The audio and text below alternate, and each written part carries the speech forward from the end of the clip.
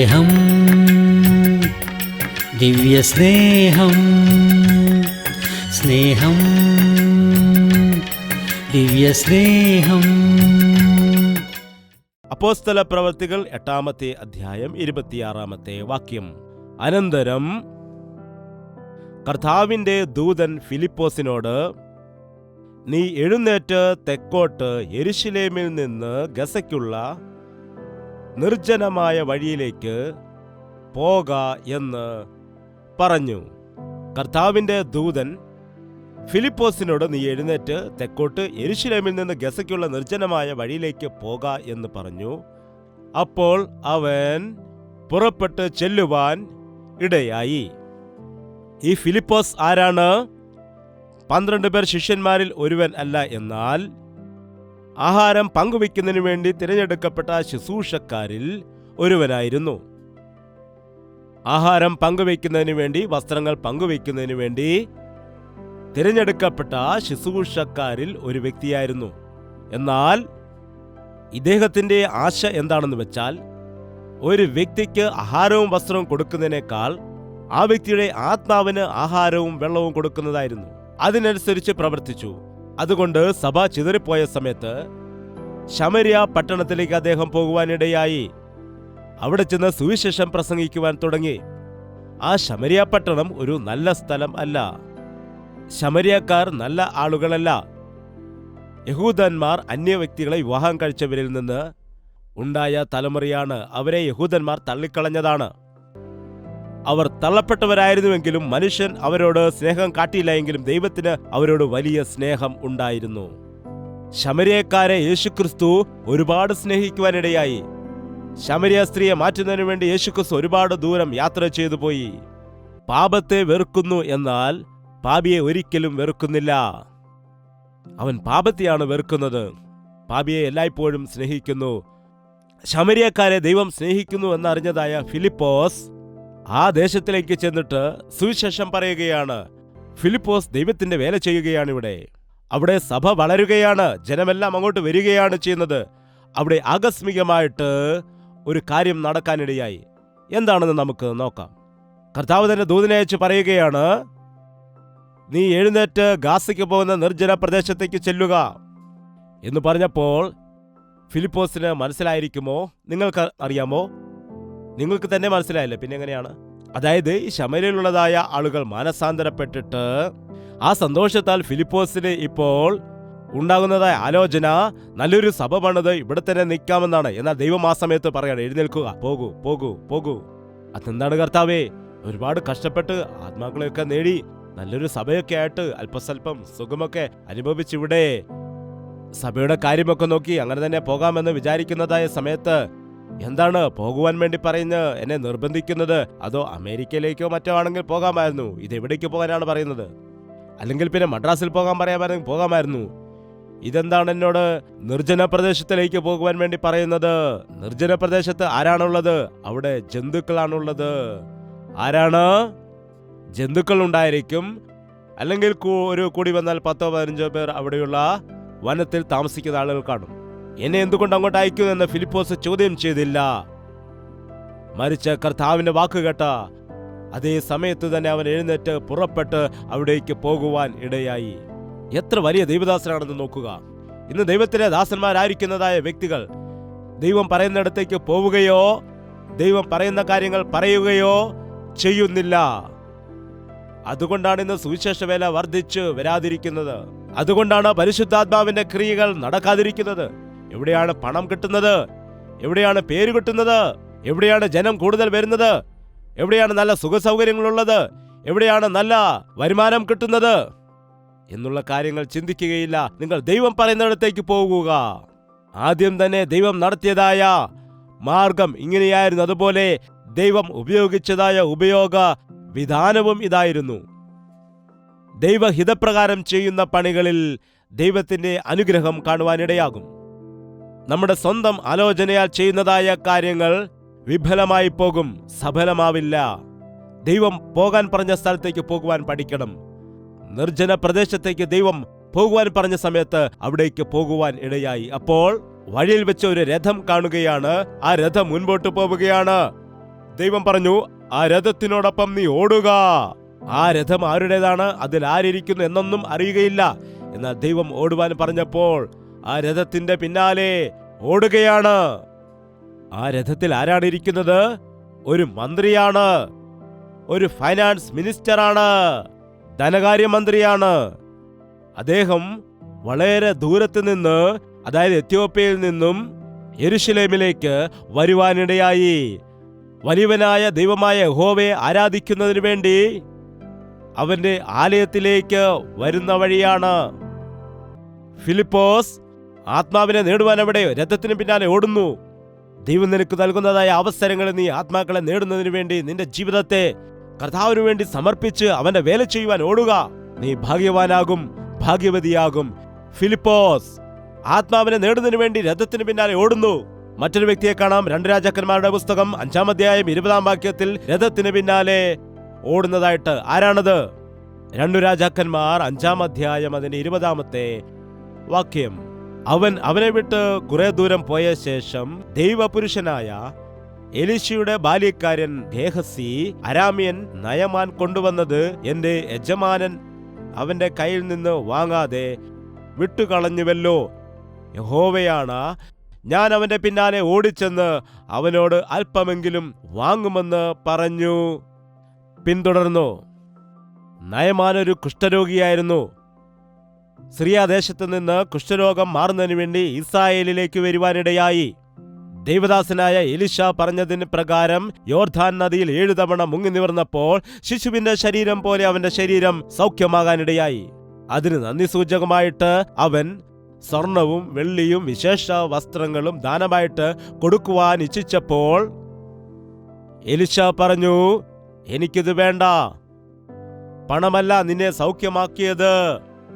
ഞാൻ ഈ പണം വാങ്ങുകയാണെങ്കിൽ നീ നിന്റെ ദേശത്ത് ചെന്നിട്ട് നിന്റെ രോഗം എങ്ങനെ പോയി എന്ന് ചോദിച്ചാൽ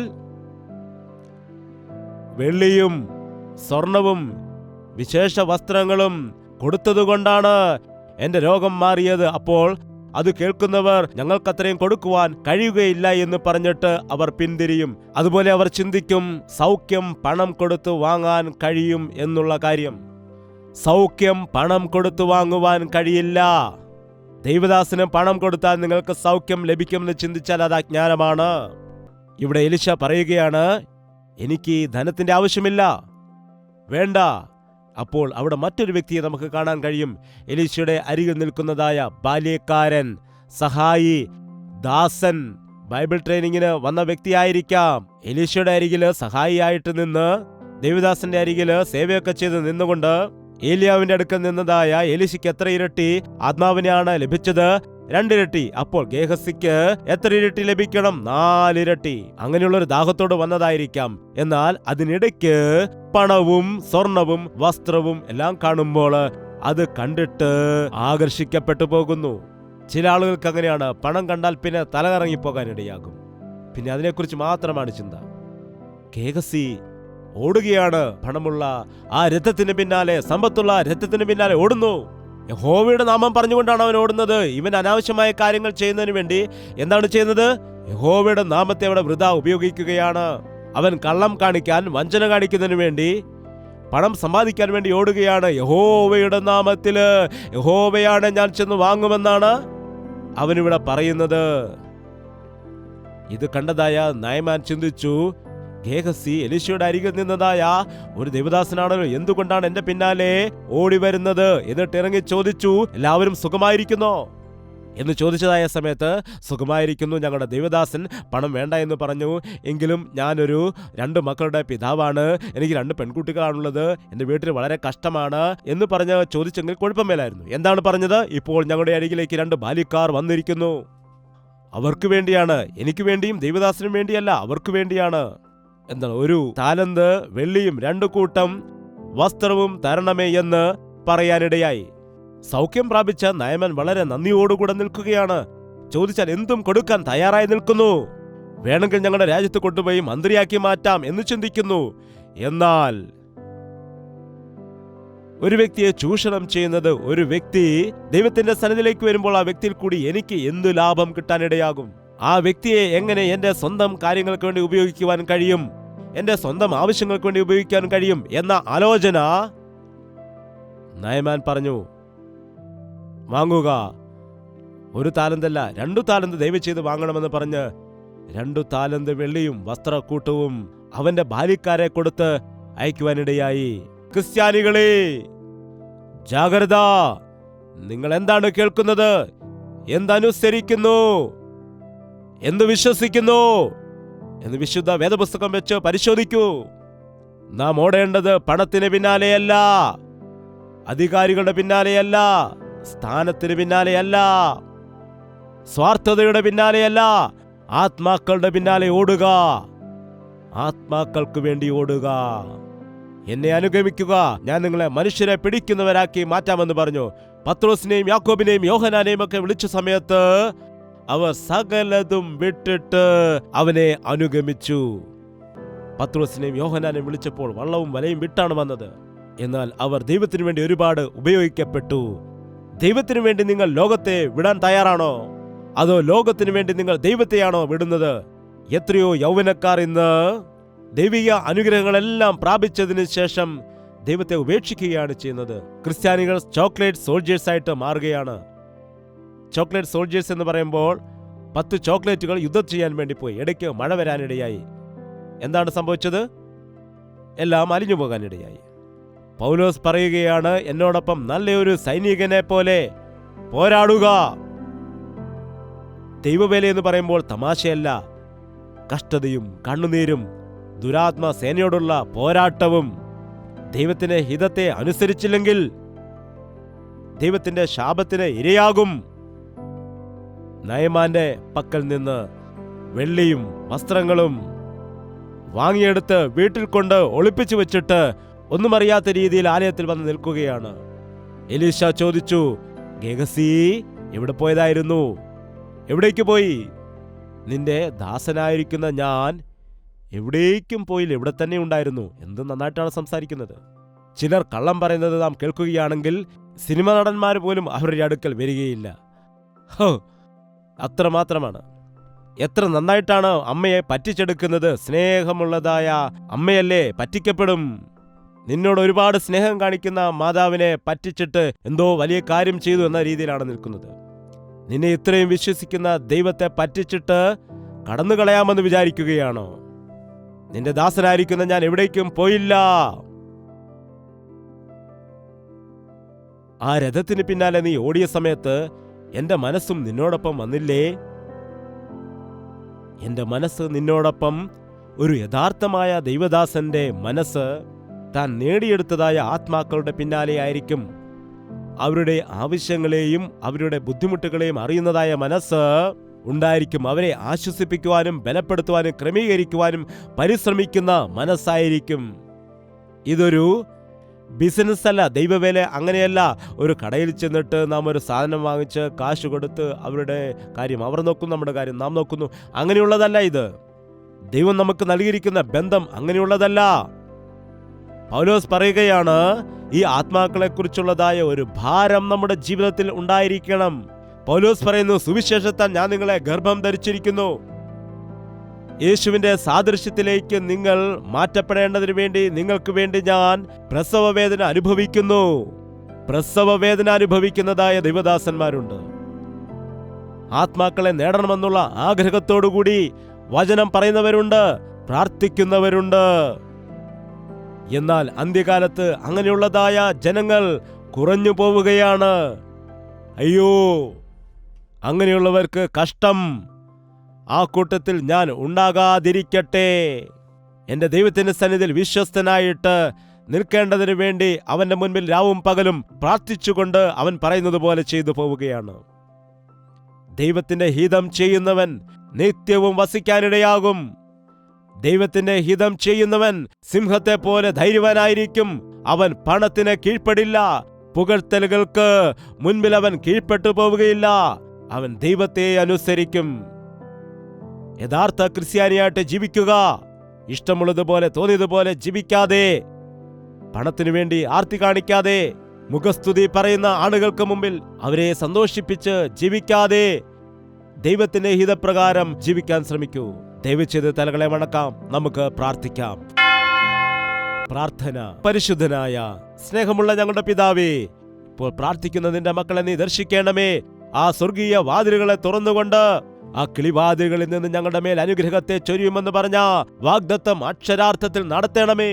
നിന്റെ നാമത്തിൽ സകല ശാപങ്ങളും അഴിഞ്ഞു പോകട്ടെ. നിന്റെ നാമത്തിൽ സകല രോഗങ്ങളും അഴിഞ്ഞു പോകട്ടെ. എല്ലാ ഞെരുക്കത്തിൽ നിന്നും നിന്റെ മക്കളെ നീ വിടുവിക്കുമാറാകണമേ. കണ്ണുനീരൊഴുക്കിക്കൊണ്ട്, ബുദ്ധിമുട്ടോടുകൂടി, ഞെരുക്കത്തോടുകൂടി, കഷ്ടതയിൽ അകപ്പെട്ടുകൊണ്ട് ഞങ്ങൾ ജീവിക്കാതെ നീ ആഗ്രഹിച്ചതുപോലെ ഞങ്ങൾക്ക് വേണ്ടി ഞങ്ങളെ സമ്പന്നരാക്കുവാൻ ദരിദ്രനായ ദൈവമേ, ഞങ്ങളുടെ കഷ്ടതകളും ശാപങ്ങളും എല്ലാം വഹിച്ചവനെ, ഞങ്ങളുടെ ശാപങ്ങളെല്ലാം ക്രൂശിൽ തറച്ചവനെ, നിനക്ക് നന്ദി കരയേറ്റുന്നു. ശാപത്തെ അഴിച്ചു മാറ്റണമേ. അടയ്ക്കപ്പെട്ട ഗർഭപാത്രങ്ങളെ കർത്താവേ നീ തുറക്കണമേ. ഉദരഫലമില്ലാതെ ഭാരപ്പെടുന്ന ആളുകൾ, മക്കളില്ല എന്ന് പറഞ്ഞ് ദുഃഖിക്കുന്ന അനേകം ആളുകൾ സ്വന്തം മക്കളുമായിട്ട് ഇവിടെ വന്നിട്ട് നിന്നോട് സാക്ഷ്യം പറയുവാൻ നീ സഹായിക്കണമേ. യഥാർത്ഥമായ ഒരു ക്രിസ്ത്യാനി എങ്ങനെയുള്ള വ്യക്തിയാണെന്ന് ജീവിച്ചു കാണിക്കുവാൻ ഞങ്ങളെ സഹായിക്കണമേ. പണത്തിനു വേണ്ടി ആർത്തി കാണിക്കുന്നവരായിട്ട് അല്ലാതെ, ലോകത്തെ സ്നേഹിച്ചു പോകുന്നവരായിട്ടല്ലാതെ, പാപത്തിന് കീഴ്പ്പെട്ടു പോകുന്നവരായിട്ടല്ലാതെ ദൈവത്തിന്റെ മക്കളായി ജീവിക്കുവാൻ, തീക്ഷ്ണതയോടുകൂടെ ജീവിക്കുവാൻ, ധൈര്യത്തോടുകൂടെ ജീവിക്കാൻ, സ്നേഹത്തിന്റെയും സുബോധത്തിന്റെയും ധൈര്യത്തിന്റെയും ആത്മാവിനെ ഞങ്ങളുടെ മേൽ പകരുമാറാകണമേ എന്ന് യേശു ക്രിസ്തുവിന്റെ നാമത്തിൽ അപേക്ഷിക്കുന്നു പിതാവേ.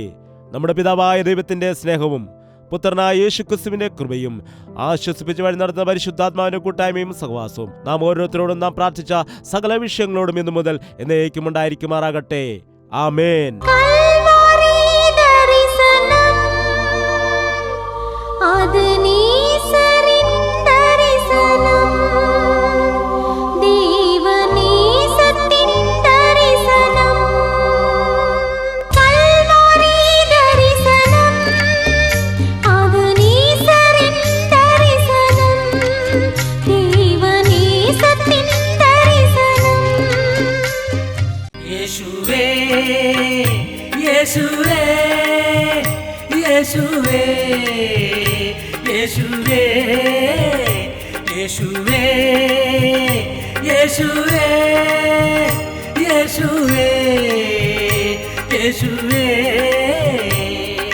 നിന്നെ എന്നും ഞാൻ സേവിക്കും. നീ മാത്രം രാജാവെന്നും. നിന്നെ എന്നും ഞാൻ സേവിക്കും. നീ മാത്രം രാജാവെന്നും. യേശുവേ യേശുവേ യേശുവേ യേശുവേ യേശുവേ യേശുവേ യേശുവേ യേശുവേ യേശുവേ യേശുവേ യേശുവേ യേശുവേ യേശുവേ യേശുവേ